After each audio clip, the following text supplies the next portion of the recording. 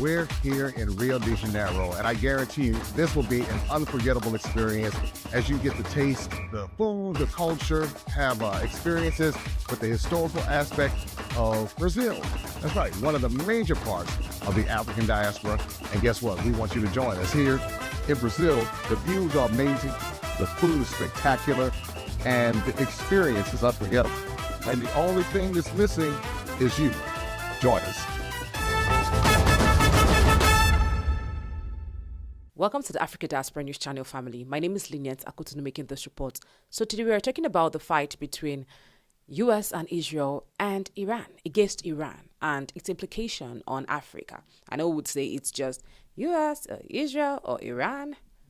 It has a lot to do with Africa because we know that Iran has started spreading its wings to other African countries. Previously, we heard of its partnership with the Sahel brothers, Burkina Faso, and other African countries. So yeah, how do we think that the Horn of Africa, that's the northeastern part of Africa, would be free from all this if a war should break out? Now let's look at this critically, family. First off, we have the Horn of Africa, the port of Berbera in Somaliland, an ally of Israel and the UAE, has been threatened as a military target by the Houthis and their Al-Shabaab allies. Now, the president of Djibouti has also warned that both Israel and the UAE are driving strategic realignment across Northeast Africa that risks intensifying existing conflict. We have the Somali civil war, the Sudanese civil war, the insurgency in Chad, the Libyan crisis, and potentially merging them into the Iran-Israel proxy conflict.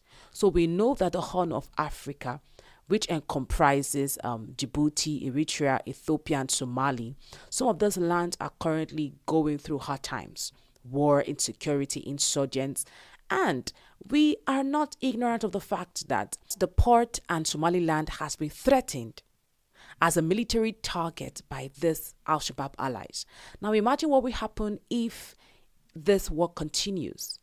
It could potentially merge this conflict in those countries into Iran-Israel proxy, into Iran and Israel. So we're talking about, in short, what we're talking about is wars that Africa is already struggling to contain would escalate. It would swallow into a much larger regional fire. And you know what that means. Now, that's not all. Iran had been deepening ties with alliance of Sahelian states, supplying drones in African conflict, and through BRICS and Al Mustafa University branches, building links with Ethiopia and South Africa, while reaching out to Shia communities in Nigeria. Now, we talked about it earlier. They had the support, and some of those communities in Nigeria see the supreme leader that was unalived by President Donald Trump as their mentor. Now, Israel, in response, had been renewing its own African outreach with new embassies and high-level visits since 2023, while monitoring Hezbollah-linked networks on the continent. Now, we know much of those networks were created by Iran. We know what they've been doing in countries over the years. Now, this means Africa has already become a theater for Iran-Israel competition, even before the current war exploded. Africa is like a prize, right?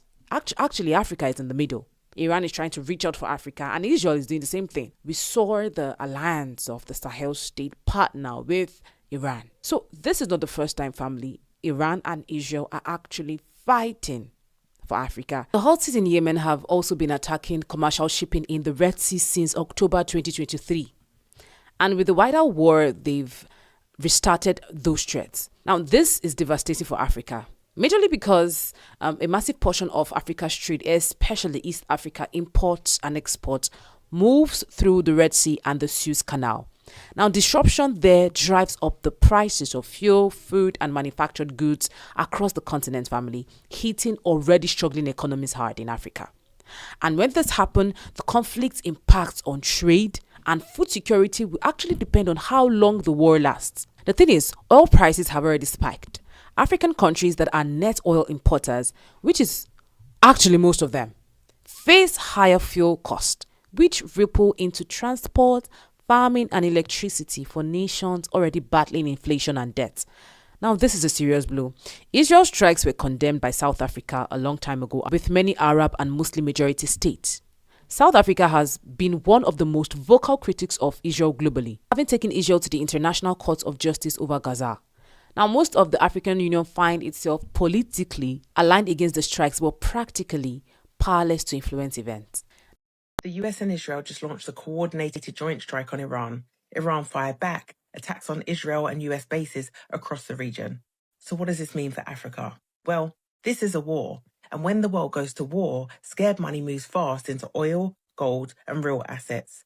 Africa is a commodity continent, and right now every commodity Africa sits on just repriced. Let me break this down for you, right? Lives are being lost and that matters, but let me not cap. Trade does not stop for tragedy. We need to start thinking like them. The people who understand are already positioned. US officials confirm Iran's supreme leader has been eliminated alongside several top regime figures. Iran hasn't confirmed that yet, but if it holds, what we've just seen is literally just the opening act. The UK's Royal Navy confirmed that the Strait of Hormuz is effectively closed, with tankers turning back. Iranian forces targeting oil vessels attempting to pass. 15 million barrels a day move through that strait, 1 in every 5 barrels on the planet. That flow has stopped. Crypto markets, which never close, are already showing oil around 5%. Gold has passed $5,464 an ounce, and analysts are calling $6,000 as the next target at the time of me recording. Silver up 8% in a single session. When mainstream markets open Monday, it's going to be curtains. Full crisis premium. Now, here's the Africa opportunity, and it's bigger than most people probably think, right? Nigeria and Angola export crude every.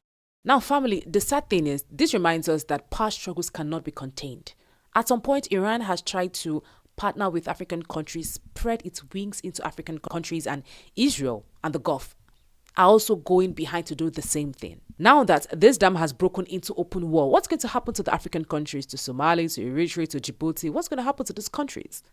Do we think they're just going to be free? Sudan, Somali, the Sahel actually risks being destabilized further. It's going to be a spillover of weapons, a spillover of militant networks, a spillover of competing foreign interests that we're already making these situations worse, because we know that situations in this Sahel states are actually worse because of the numerous power players. Many people are trying to get their hands into the Sahel states, into African countries. I don't know what they see in Africa that we as Africans do not even see. Now, we know of the Islamic movement in Nigeria. We are in one way or the other involved. How that this Kano state in Nigeria, these protesters are raising up the Iranian and Palestinian flag. In a way, they're involved. They saw the supreme leader as their mentor. So in a way, they're involved in all this. Their partnership, supplying weapons to the Sahel, supplying weapons to Burkina Faso, because we saw that they signed a partnership deal with Burkina Faso. Now, what does that mean? If you are my friend and I tell you to stand and fight for me, you would fight for me because you've signed a deal. Except there is an exclusive not to do that or go into any war that concerns you as my friend. Now, for ordinary Africans or many Africans, most immediate pain will be felt in the hike of goods, the petrol pump, and the food prices. But if it lasts longer, now we have so many people that are stuck in Dubai. We have so many people that are stuck in these regions. If it continues, it's not going to end well. And Africa, family, is in the middle of all this. Africa is in the middle of all this. And the thing is, when war starts in a particular place, it spills over to neighboring countries. So we have the northeastern Africa. If this war spills over, there is no way it's not going to spread to other African countries, either to the west or to the south. So what do you have to say about the story, family? Do you think Africa will be spared? Or Africa is already involved? Comment your thoughts and do not forget to share, like, subscribe, and turn on your notification button. My name is Lynient Akotonou. Thank you.